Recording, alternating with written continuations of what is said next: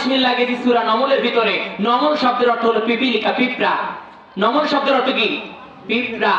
এবার আসেন সূরা নমল, দেখেন আল্লাহ পাক এই পিঁপড়ার নামেও কোরআনে সূরা নাযিল করেছে। বলেন না আল্লাহু আকবার।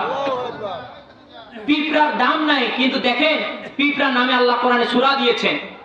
চমৎকার একটি সূরা, সূরা নমল। এই নমলের ভিতরে দুইবার বিসমিল্লাহ বলেছে। মনে করেন এক মহিলা, মনে করেন বাড়িতে বিবি মহিলা কাজ করতেছে, এমতো অবস্থায় আপনি বাড়িতে আসছেন, আসার পরে দেখতেছেন মহিলা ধাইরে কি নেবে না, মেপতেছে। এমতো অবস্থায় তাকে পিঁপড়ায় যে ধাইরে দিয়ে বেড়ায়, যেগুলো অনেক মানুষকে লাল পিঁপড়ে মারা, লাল পিঁপড়ে মারতে হয়, আর কালা পিঁপড়ে মারা যায় না, গুনাহ হয়। ঠিক না বেটি? লাল পিঁপড়ে বলে হিন্দু, আর কালা পিঁপড়ে বলে মুসলমানের। কয় কি কয় না? আরে কথা বলেন না কেন ভাইরা? এখন পিঁপড়া ধরছে, এমত অবস্থায় স্বামী চলে যাচ্ছে। আসার পরে বলতেছে, এ তুমি ইদান করতেছো কেন, চুলকা চুলকি?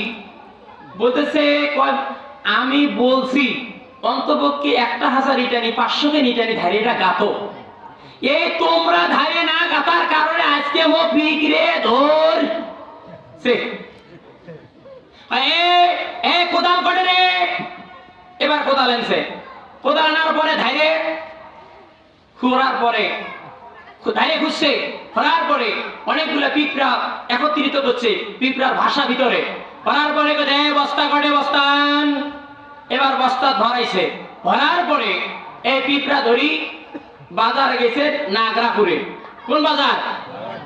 আমার কথা কি বোঝেন আমার ভাইয়েরা? এই পিঁপড়া ধরে নাগরাপুরের বাজার গেছে।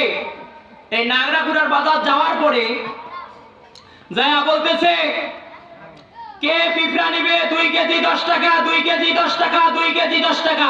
আচ্ছা বলেন, যে লোক যা বলতেছে 2 কেজি পিঁপড়া 10 টাকা, 10 টাকা, 10 টাকা, এই লোকটাকে কি বলবে? কথা কন না কেন ভাইরা? আচ্ছা বলেন, কোন মানুষ 2 কেজি পিঁপড়া 10 টাকা দিয়ে নিবে? কেউ কিনবে? বরঞ্চ মানুষ বলবে আপনার মাথার স্ক্রু ঢিলা হয়েছে। কথা বলেন ঠিক না বেটি? কিন্তু আমার বন্ধুরা গভীর খেয়াল লাগান, 2 কেজি পিঁপড়া কোন মানুষ 10 টাকা দিয়ে কিনবে না।